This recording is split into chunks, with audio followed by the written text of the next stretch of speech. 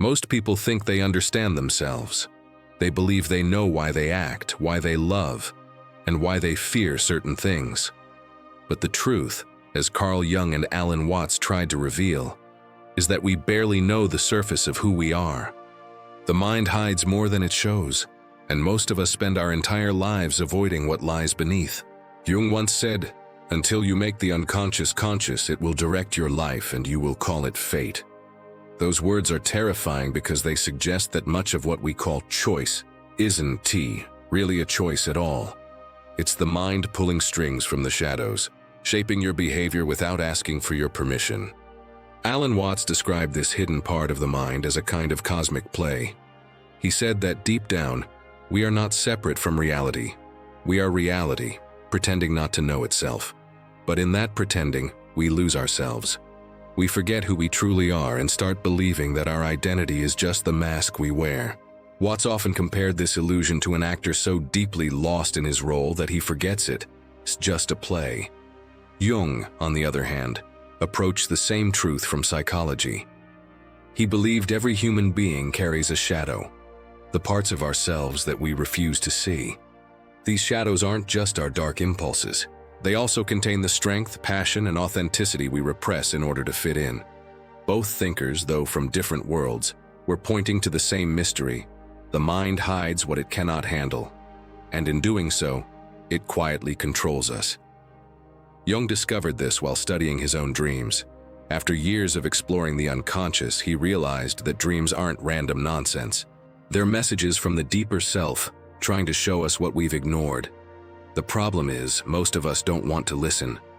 When a dream exposes a weakness, a fear, or a truth about our desires, we wake up and push it aside. We say it was meaningless.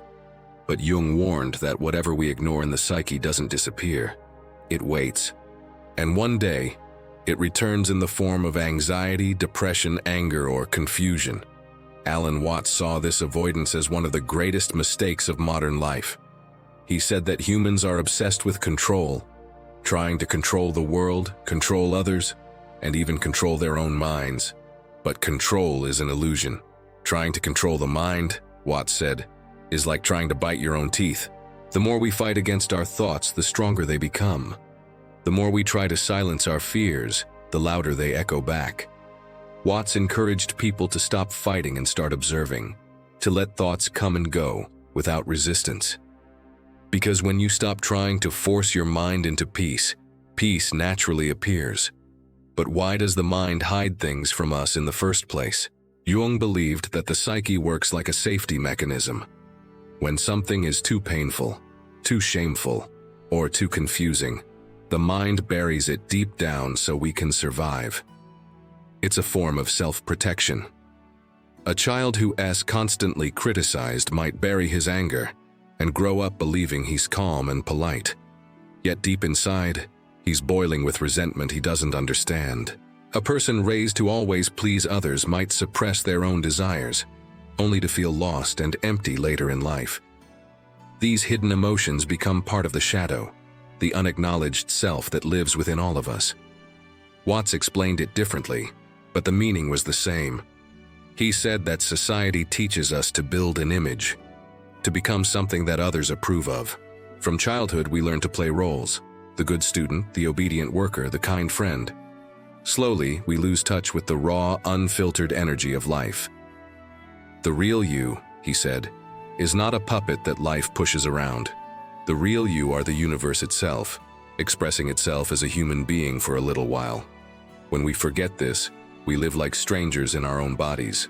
We try to become someone, not realizing that the effort itself is what keeps us divided from reality. Jung called this division the split between the ego and the self. The ego is the part of you that says, "I am this, I am that, I must be seen this way." It's your social face, the mask you wear in public. The self, on the other hand, is the totality of who you are, including what the ego tries to hide. True growth, Jung said, happens when the ego starts listening to the deeper self. It's not about becoming perfect or enlightened. It's about becoming whole. He warned that anyone who denies their shadow is doomed to project it onto others. That's why we judge people so harshly. not because they're worse than us, but because they remind us of what we've buried. Alan Watts described this projection beautifully. He said that the world is your mirror. Whatever you cannot accept in yourself, you will find reflected in others. If you see hatred everywhere, it might be your own unacknowledged anger. If everyone around you seems selfish, maybe it's your own unmet need for recognition. The outer world constantly echoes the inner one. But most people never realize it, because they live on the surface. They live as if life is something happening to them, not something emerging from within them. Watts believed that true awakening begins when you stop asking, "Why is this happening to me?" and start asking, "What is this showing me about myself?" Jung and Watts both challenged one of humanity's deepest fears, the fear of facing oneself. Jung spent decades helping patients confront what he called the shadow confrontation, a process that requires brutal honesty. He said that meeting the shadow is like facing a dragon guarding a treasure. The dragon is terrifying, but behind it lies your true potential. If you run, you remain a prisoner of fear. But if you face it, you grow stronger and more complete. Watts echoed this idea, saying that what we fear most is usually what we most need to understand. He often told audiences, the only way to make sense out of change is to plunge into it, move with it, and join the dance. Think about how this applies to modern life. Every day we hide behind screens, filters, and personas. We curate our lives to appear successful, wise, or happy. But deep down, many people feel empty. Jung would say that this emptiness is the price of disconnection from the unconscious. Watts would say it's the pain of forgetting that you are life itself, not something separate from it. When you live only as an image, the real self suffocates. And the mind, desperate to maintain the illusion, hides its cracks even deeper. You might feel restless, anxious, or lost without knowing why. That's not failure. It's the mind trying to call you back to yourself. Jung believed that dreams, symbols, and synchronicities are ways the deeper self communicates with us. He often said that the symbols of the self arise spontaneously in dreams, in myths, and in creative imagination. When you pay attention to these signs, life starts to feel less random. Watts described the same experience in spiritual terms. The moment when you realize everything is connected, that every experience is part of a greater pattern. He said, "You are an aperture through which the universe is looking at itself." It's a poetic way of saying that awareness isn't something you have, it's what you are. But here's the paradox. The more you try to find yourself, the further you drift. Jung and Watts both warned against turning self-discovery into another ego project. The goal isn't to build a better mask, it's to dissolve the walls between the mask and what's real. Jung called this process individuation, the integration of the conscious and the unconscious into a harmonious whole. It's not something you can force. It happens when you stop pretending to be who you think you should be and start observing who you really are. Watts said something similar. The meaning of life is just to be alive. It is so plain and so obvious and so simple. And yet, everybody rushes around in a great panic as if it were necessary to achieve something beyond themselves. So why do most people never reach this understanding? Because the ego doesn't want to die. It thrives on control, comparison, and judgment. It fears the unknown. Jung saw this in countless patients. Whenever they got close to a breakthrough, fear would pull them back. They'd rationalize, distract themselves, or blame someone else. Watts saw the same pattern in society. He said, "We seldom realize, for example, that our most private thoughts and emotions are not actually our own. For we think in terms of languages and images which we did not invent, but which were given to us by our society." In other words, even our thoughts are shaped by systems outside of us.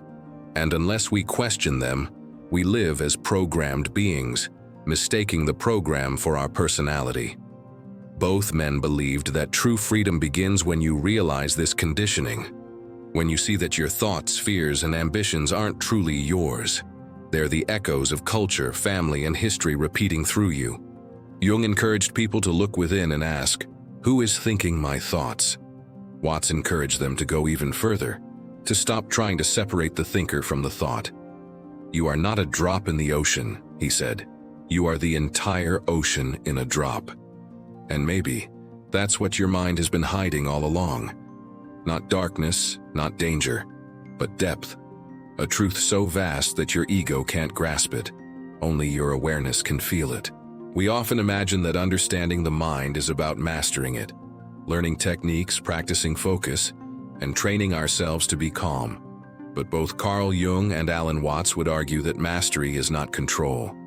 It's awareness. The more you try to dominate your thoughts, the more they fight back. The more you try to fix yourself, the more broken you feel. Jung believed that healing begins the moment you stop trying to be someone else and start listening to the person you already are. Not the image, not the role, but the raw, honest self underneath it all. Watts used to describe this as letting the universe breathe through you. He said, "Muddy water is best cleared by leaving it alone." That line captures the essence of what both men were teaching. The mind becomes clear not when you force it, but when you stop interfering. But our modern world doesn't encourage stillness.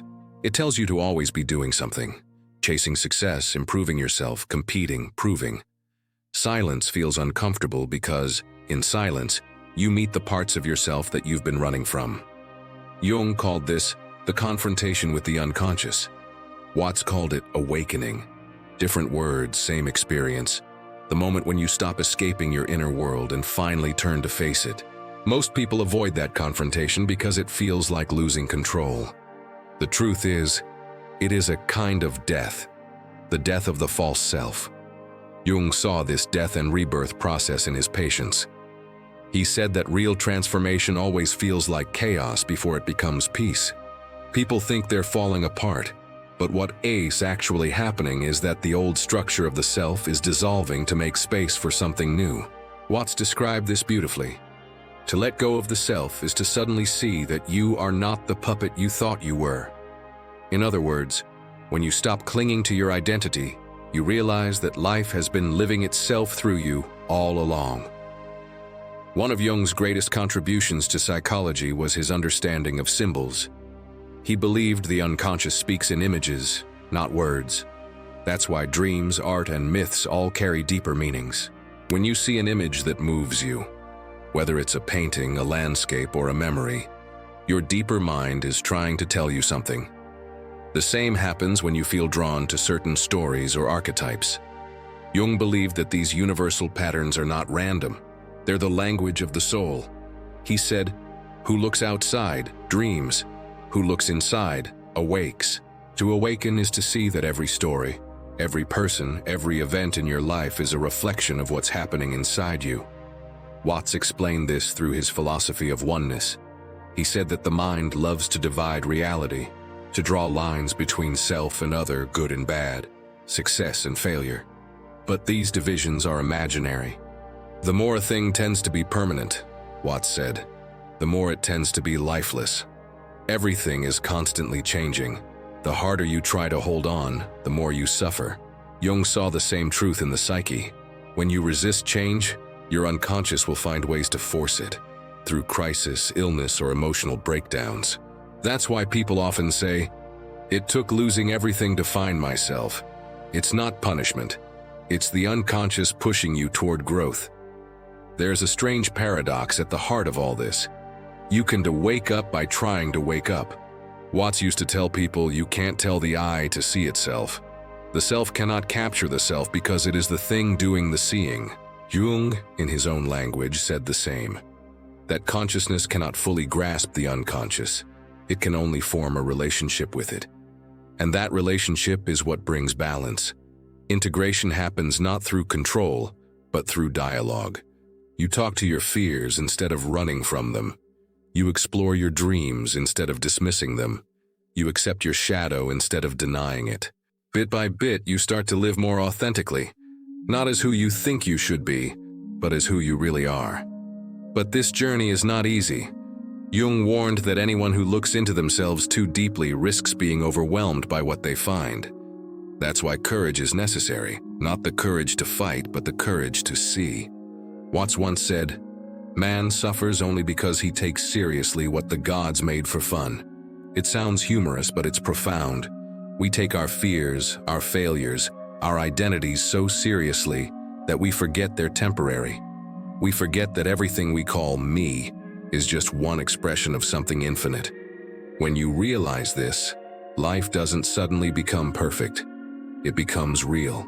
You stop needing certainty. You stop needing to control. You start to trust the process. And trust, for both Jung and Watts, was the ultimate form of wisdom. Jung trusted the unconscious as a guiding intelligence.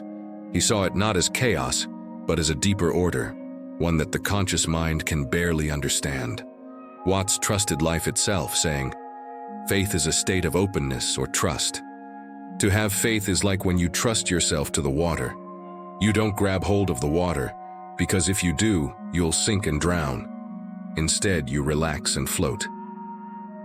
Both men were teaching us how to float in the vastness of existence instead of drowning in resistance. The mind hides what it cannot control, but when you stop trying to control, the hidden begins to reveal itself. Think about how this plays out in your own life. How many times have you pretended to be okay when you weren't?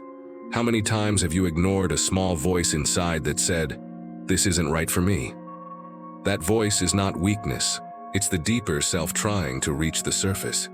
Every time you silence it, you drift further from who you are. But every time you listen, even if it scares you, you take a step toward wholeness.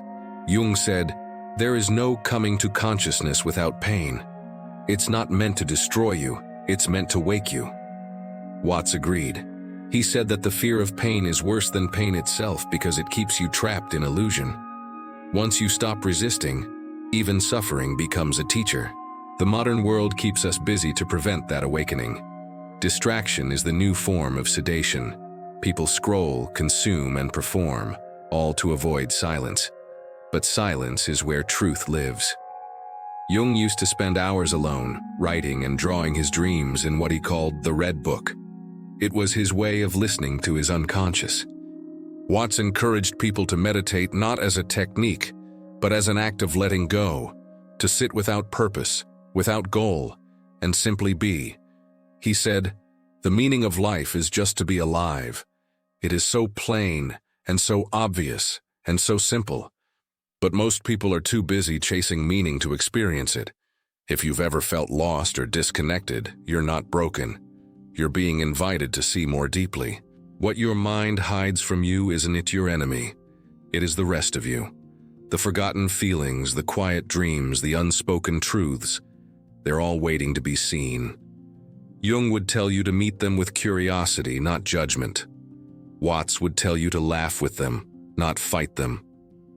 Both were teaching, in their own ways, that peace doesn't come from fixing the mind.